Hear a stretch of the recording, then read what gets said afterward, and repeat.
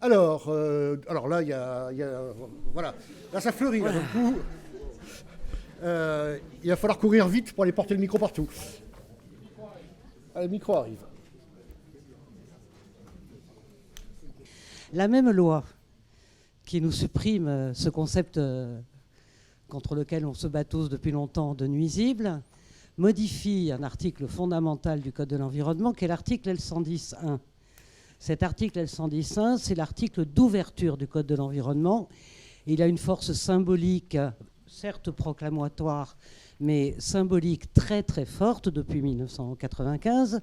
Et c'est l'article dans lequel sont définis non seulement les principes généraux du droit de l'environnement, mais également le contenu intrinsèque de la notion de patrimoine commun et de ce à quoi s'applique l'ensemble des principes. Et cet article L110.1 a été modifié sur plusieurs aspects, mais sur un qui me choque plus que profondément, qui remplace les termes espèces animales et végétales par les termes les êtres vivants.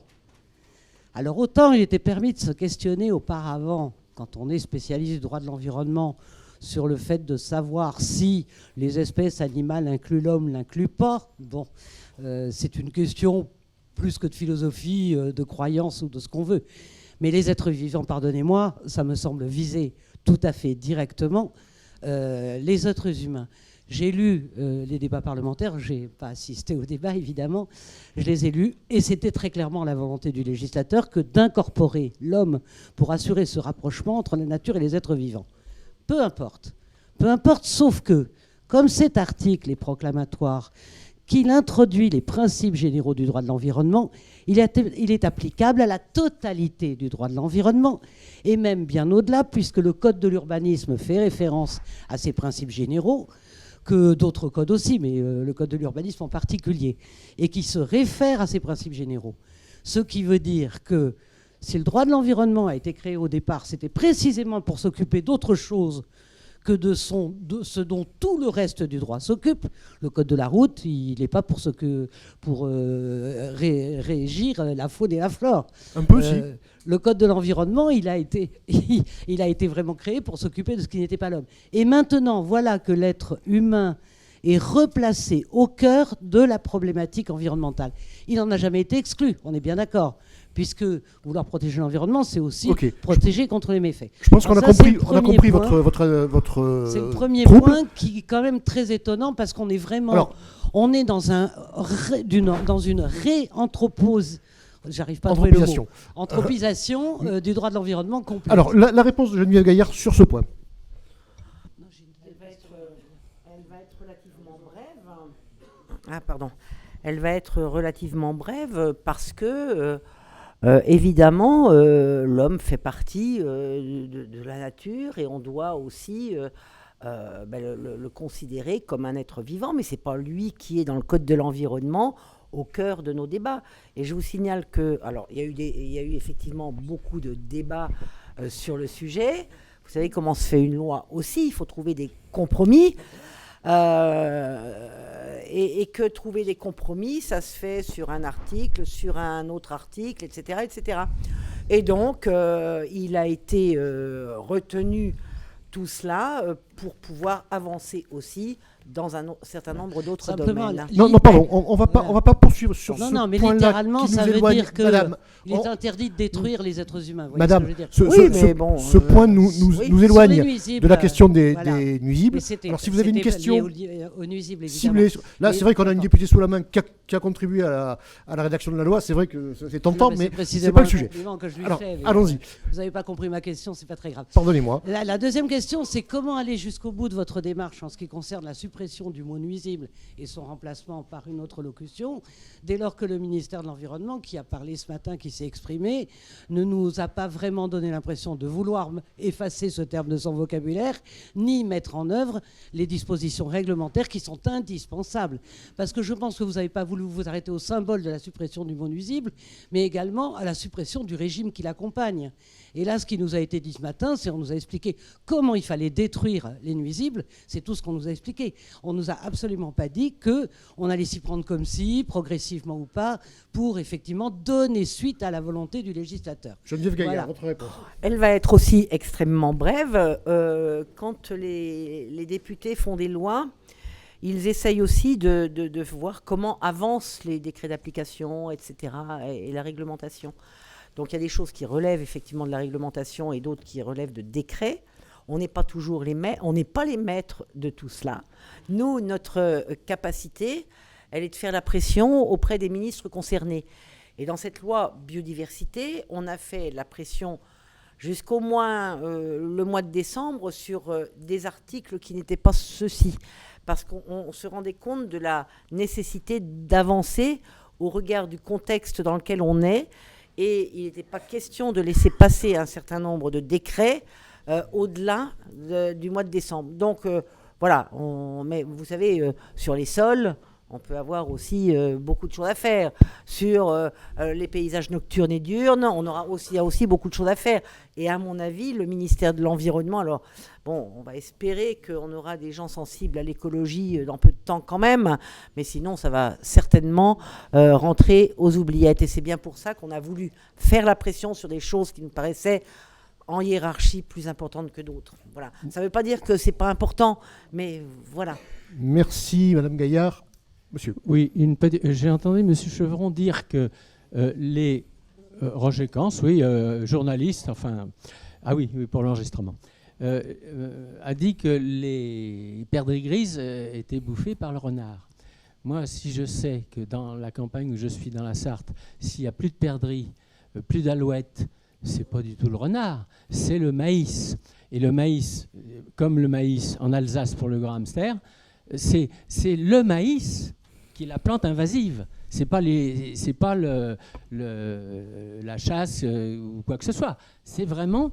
Alors, vous êtes agriculteur, je suis désolé, mais ce que je vois, moi, c'est l'Alsace qui est devenue une plaine à maïs, et que chez moi, dans la Sarthe, tout ce qui n'est pas pain maritime et qui est cultivé, il y a énormément de maïs. Et évidemment, il n'y a plus de perdrix. Il y a encore quelques faisans parce qu'on en lâche, mais l'alouette et la perdrix, c'est le maïs. Benoît Chevron. Ça, c'est l'agriculteur qui répond. Oui, l'agriculteur est d'origine sartoise, donc je peux répondre. Moi, là, je partage votre avis. Quand on parle de la perdrix grise, on parle des zones où il y avait encore de la perdrix grise. Après, il y a des zones en France où il n'y a plus de perdrix grise parce qu'il y a eu une modification agricole. Je l'ai dit tout à l'heure, sur le sujet agricole, il y a des vraies modifications à faire, il y a des vrais sujets. Quand au niveau de la FNC, on avait fait un livre blanc, vous parlez de l'Alsace, on avait dit que la monoculture était très mauvaise pour la biodiversité. Donc dans certaines régions, je dirais, on a des temps de réponse qui sont assez courtes, mais là où il y a de la perdrix, sur l'étude Pégase qui a été faite dans 20 départements, c'est clair que c'était ça. Après, il y a des zones où il n'y avait plus de perdrix, exactement, parce qu'il y a eu une évolution de l'agriculture. Et où il n'y a eu que du maïs, et surtout que du maïs en silage, c'est clair que ça a été catastrophique pour la faune. Ça, là-dessus, on est d'accord. Oui, mais dans les zones où il y a de la perdrix, c'était le renard. C'est l'étude Pégase. C'est une étude qui a été faite avec l'ONCFS. Merci. Pardon, alors... Monsieur là au fond, et puis vous ensuite. Pardonnez-moi. Oui. On ne vous entend toujours pas. Bon, à moi alors. Toujours pas. Écoutez, voyez si votre micro marche pendant qu'on règle. Oui, je crois qu'il marche. Oui, allez-y. J'y vais alors. Oui, allez-y. Oui, allez-y. Allez-y. Intermédiaire SNPN. Oui. Je voudrais simplement faire deux petites remarques. La première pour dire que en 1991, France Nature Environnement avait mis une position sur la question dont nous débattons aujourd'hui, des nuisibles, qui est parue d'ailleurs dans le courrier de la lettre de l'INRA ou le courrier de l'INRA, et puis également dans un numéro spécial la lettre du hérisson, l'organe de FNE, et dans lequel, donc, déjà en 1991, le terme nuisible était banni et remplacé par le terme espèce ou animal, je ne sais plus, animaux susceptibles de causer des dommages. Ce n'était pas tout à fait la loi sur la biodiversité, mais on n'était pas loin. Et je précise aussi que dans ce même document, était posé déjà le principe de non-régression, que l'on n'avait pas appelé principe de non-régression, mais principe de non-recul dans le domaine de la biodiversité. Bref, vous êtes en train de demander des droits d'auteur à Mme Gaillard. Voilà. D'accord. Et puis la deuxième remarque plus juridique, c'est qu'il n'est pas d'espèces intégralement protégées, même pas l'homme, puisque le préfet, par exemple, a le pouvoir de faire interner un aliéné qui menace les passants sur la voie publique, par exemple. Donc, évidemment, on aura toujours des mesures de régulation à prendre, même à l'égard de l'homme, lorsqu'il menace la sécurité publique. Merci pour cette contribution. Je ne sais pas si ça appelle une réponse. Alors, est-ce que du coup, votre micro fonctionne, monsieur ? Oui, ça marche. Monsieur Lefebvre, piégeur, donc je voudrais revenir sur ce qu'a dit Madame la députée, là, sur son histoire de fouine. Plutôt que d'aller voir le préfet puis de lui demander des explications et de réduire la liste des nuisibles, il aurait fallu faire une étude sur la fouine avec votre enveloppe parlementaire. Ça aurait été intéressant d'avoir une étude sur la fouine dans les Deux-Sèvres. Première chose, le problème, c'est qu'il n'y avait pas d'étude, c'est ce que vous avez dit. Justement, les députés ont une enveloppe parlementaire, ils ont de l'argent qui peuvent affecter au niveau du département, et donc ça aurait été judicieux. Et pour une fois, on aurait eu un député qui aurait financé une étude sur la fouine. Ça aurait été intéressant.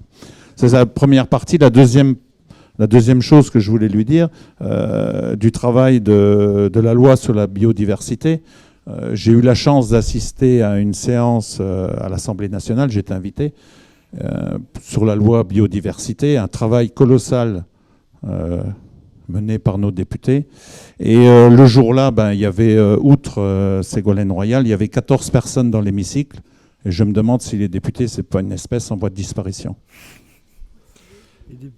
D'accord, je ne sais pas si ça appelle une réponse. Non, ça n'appelle pas de réponse tellement ça me paraît étonnant, mais je voudrais dire simplement qu'on a créé l'Agence française pour la biodiversité, à laquelle l'ONCFS n'a pas voulu participer. Pourtant, on connaît le travail de l'ONCFS, qui reçoit 40 millions d'euros de la part de l'État français et de vous, contribuables, dont acte pour les études sur tel ou tel animal. Et 72 millions des chasseurs que vous vouliez prendre au passage. 40 millions de l'État, du contribuable normal. Donc voilà, c'est tout. Pour travailler sur toutes les espèces qui ne sont pas non chassables. C'est pour ça que ça avait été fait. C'est la proportion du travail qui a été fait en dehors de la chasse. Alors, vous commencez le débat, donc on peut le faire. Alors attendez. Le débat sur l'inclusion de l'ONCFS dans l'AFB, on va pas le faire là, pas aujourd'hui, il a déjà été fait, et en tout cas pour l'instant tranché. Alors, je ne sais pas qui a le micro, je ne vois pas. Oui, une remarque finalement peut-être à tout le monde. Renaud Buem, en tant que citoyen quelconque, locuteur de la langue française, moi, je me félicite toujours dans notre société du progrès et des avancées sémantiques. Il n'y a plus de vieux, mais des personnes âgées. Il n'y a plus de chômeurs, mais des demandeurs d'emploi. Et il n'y a plus de nuisibles, puisqu'il y a des espèces susceptibles de provoquer des dégâts et des débats. Alors, comme je ne suis pas très intelligent, j'ai regardé dans mon dictionnaire. Nuisible, ça renvoyait à nuire, faire du tort, du mal à quelqu'un, causer un préjudice matériel et moral qui cause un dommage. Donc finalement, un nuisible, c'est un nuisible. On a juste développé la définition dans la loi, c'est ça que vous dites. Voilà, enfin, oui. Donc je ne vois pas l'intérêt d'euphémiser, alors qu'on a un mot qui... Mais peut-être Saussure disait, les mots n'ont aucun sens, ils n'ont qu'un usage. C'est peut-être ça, à notre époque, il n'y a plus de nuisibles, je m'en félicite, il y a des espèces susceptibles, peut-être qu'ils ont mauvais caractère. Voilà, enfin, je trouve ça complètement absurde. D'accord. Et que peut-être pour simplifier nos débats, un nuisible, c'est un nuisible, c'est tout, au sens du dictionnaire de la langue française. D'ailleurs, depuis ce matin, il s'est un peu vérifié qu'on a du mal à utiliser à chaque fois la périphrase, et que pour faire court, on dit nuisible. Alors, oui. Encore 2-3 interventions et puis on va clôturer, et je demanderai, je les en préviens parce que c'est un peu une vacherie, donc pour qu'ils se préparent, à chacun à la tribune de terminer en répondant en une phrase à la question comment on vit avec les espèces susceptibles d'occasionner des dégâts. Juste une phrase. Monsieur. Oui, Christian Lévesque. Bon, je disais ce matin que je regrettais de ne pas avoir plus de représentants du domaine de la santé. Or, la notion de dégâts n'a pas de sens en santé. Il y a quand même toute une démarche à l'heure actuelle de lutte contre les vecteurs de maladies qui mobilise beaucoup de gens, beaucoup d'argent, et qui, effectivement, est rendu nécessaire par le fait qu'il y a des maladies transmises par des espèces et donc par la diversité biologique. C'est un fait que les associations de protection de la nature refusent de voir. Parce que quand on parle de protéger les zones humides, on refuse obstinément de parler des maladies associées aux zones humides. Donc je tiens à dire clairement qu'il y a des espèces qui dérangent. On peut appeler ça nuisible, c'est une vue très anthropocentrique, mais dans le domaine de la santé, on doit, ou on ne doit pas, mais dans ce cas-là, il faut le dire très clairement, on doit laisser vivre toutes ces espèces qui amènent des maladies. Allez donc faire un tour en Afrique, passez quelques jours auprès d'une zone humide, et vous verrez le nombre de maladies dont les gens sont porteurs. Et ces espèces-là, on n'a pas très envie de vivre avec. Bon, alors ce que je veux dire par là, c'est que derrière cette notion anthropocentrée, on voit bien que derrière ça, il y a effectivement des cas différents, il y a des hiérarchies différentes, soit il y a le domaine de la santé, soit il y a le domaine de l'agriculture, soit il y a des domaines beaucoup moins importants, on est dérangé par un certain nombre d'espèces, par les aoutas, etc. Il y a des hiérarchies. Il y a des hiérarchies, et quand on parle de hiérarchie, ça veut dire que quelque part, on apporte à l'existence humaine une certaine valeur. Parce que j'entends parler de l'homme qui détruit, de l'homme qui est une espèce nuisible. On l'a dit, hein, on l'a dit. Mais attendez, moi je suis un homme, et j'estime que l'humanité mérite mieux que ce type de discours. Hein. Okay. On est amené à défendre quand même l'humanité et notre position d'humain dans des domaines. Et je le répète qu'en France, on vit dans des systèmes artificialisés dans lesquels on maintient des espèces patrimoniales par le maintien d'activités patrimoniales et non pas par la laisser-faire de la nature. Merci. Voilà. On a bien entendu que dans ce débat entre vision naturo-centrée et vision anthropocentrée, vous avez clairement choisi votre camp. Ça s'appelle des opinions divergentes. Alors, on va... Ma question... Mais peut-être que le féminise aussi, peut-être qu'il suffit de dire des bêtises, effectivement, et ça simplifie le débat. Ma question s'adresse à M. Morisot. Est-ce que la notion de nuisible existe aussi dans des pays de religion moins anthropocentrique, par exemple les pays de religion bouddhiste ? Eh bien, figurez-vous, j'ai un peu commencé une enquête ethnographique là-dessus, donc de relever des sources, donc plutôt on va dire d'anthropologie comparée. C'est très difficile de se prononcer maintenant, parce que j'ai pas du tout pu faire le tour, et puis il y a des gros problèmes de traduction. Mais il me semble assez clair que, je n'ai pas encore croisé pour l'instant de grandes catégories qui soient aussi clairement,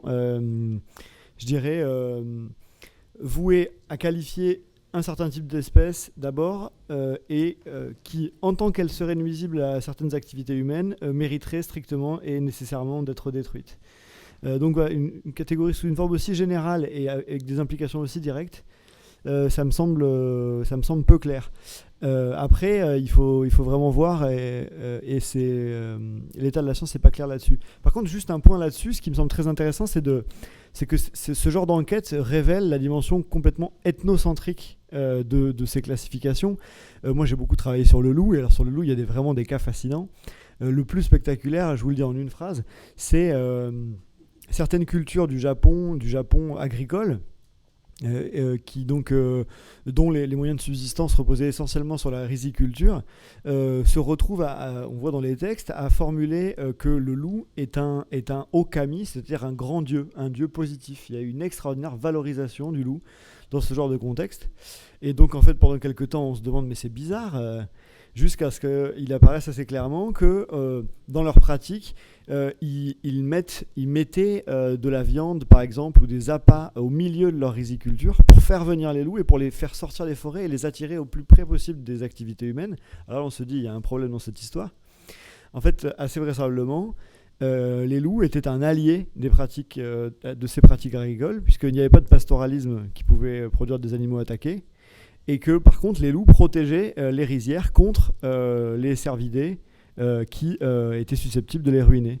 Donc en fonction du type d'activité agricole, un animal qui est un nuisible absolu dans un cas devient un adjuvant, voire un dieu dans d'autres.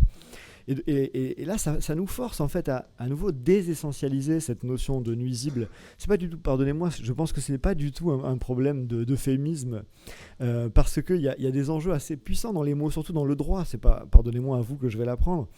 Le changement de l'usage des mots produit des effets pratiques qui sont assez nets. Lorsqu'on dit qu'une espèce est susceptible, ça veut dire que déjà on accepte la variabilité intrinsèque au vivant, le fait que c'est pas nécessaire qu'elle le fasse. Il n'y a pas de rapport direct, ça veut dire on ouvre de la marge de manœuvre, ça c'est pas du tout anodin comme usage du mot. Et ce phénomène, il est par exemple bien visible donc à nouveau dans cette très grande variabilité des rapports que les cultures entretiennent avec le même animal, qui est un allié absolu dans un cas, un ennemi dans un autre. Ça nous force à reposer la question de la responsabilité. Et notamment, le cas qui est le nôtre, le rapport entre le loup et le pastoralisme ovin, un certain type de pastoralisme ovin, il est très clair. Le loup n'est pas un nuisible en soi à l'égard des ongulés ou des ovins en général. Les ovins sauvages se défendent très efficacement contre le loup.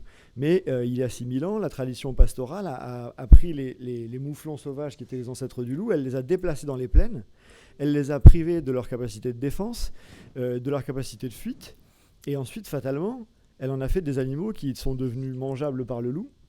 Et secondairement, elle a théorisé cette idée suivant laquelle, comme maintenant les brebis sont en effet dépendantes et fragiles, nous avons un droit sacré à tuer le loup.